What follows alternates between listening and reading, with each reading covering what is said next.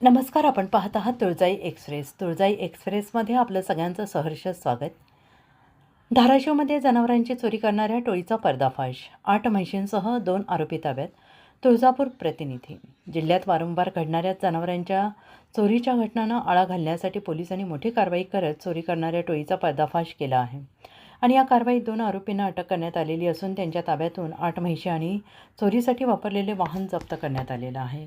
दिनांक 20 फेब्रुवारी 2026 रोजी लासोना परिसरातील एका शेतकऱ्याच्या गोठ्यातून 5 म्हशी चोरीला गेल्याची घटना घडली आणि याबाबत अज्ञात आरोपींविरोधात गुन्हा दाखल करण्यात आलेला होता. त्यानंतर जिल्ह्यात अशाच प्रकारच्या अनेक चोरीच्या घटना समोर आल्याने पोलीस अधीक्षक रितू खोकर यांनी गुन्ह्यांचा छडा लावण्याचे आदेश स्थानिक गुन्हे शाखेला दिले. तपासादरम्यान पोलिसांनी गुप्त माहिती मिळाली की बीड जिल्ह्यातील नेकनूर परिसरात संशयित व्यक्ती चोरीच्या वाहनासह फिरत आहे आणि या माहितीच्या आधारे पोलिसांनी सापळा रचून चंद्रकांत जगन्नाथ नवरे राहणार नेकनूर जिल्हा बीड याला ताब्यात घेतले. चौकशी दरम्यान त्याने आपल्या साथीदार शंकर सुरेश चव्हाण राहणार ढोकी याचे नाव सांगितले. त्यालाही पोलिसांनी अटक केली.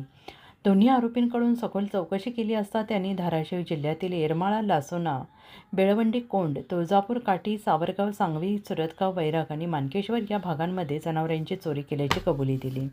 त्यांनी एकूण 13 चोरीचे गुन्हे केल्याचे समोर आलेले आहे. पोलिसांनी आरोपींकडून 8 म्हशी चोरीसाठी वापरलेले महिंद्रा पिकअप वाहन आणि हिरो स्प्लेंडर मोटरसायकल असा सुमारे 12,15,000 रुपयांचा मुद्देमाल जप्त केला आहे. सध्या पोलिसांकडून आरोपींच्या इतर साथीदारांचा शोध घेतला जातो आहे.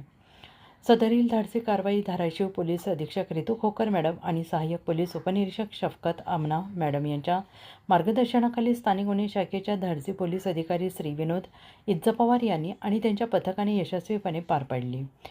जिल्ह्यातील शेतकऱ्यांमध्ये या कारवाईमुळे समाधान व्यक्त होत असून जनावरांच्या चोरीच्या घटनांवर आळा बसेल अशी अपेक्षा व्यक्त केली जाते आहे.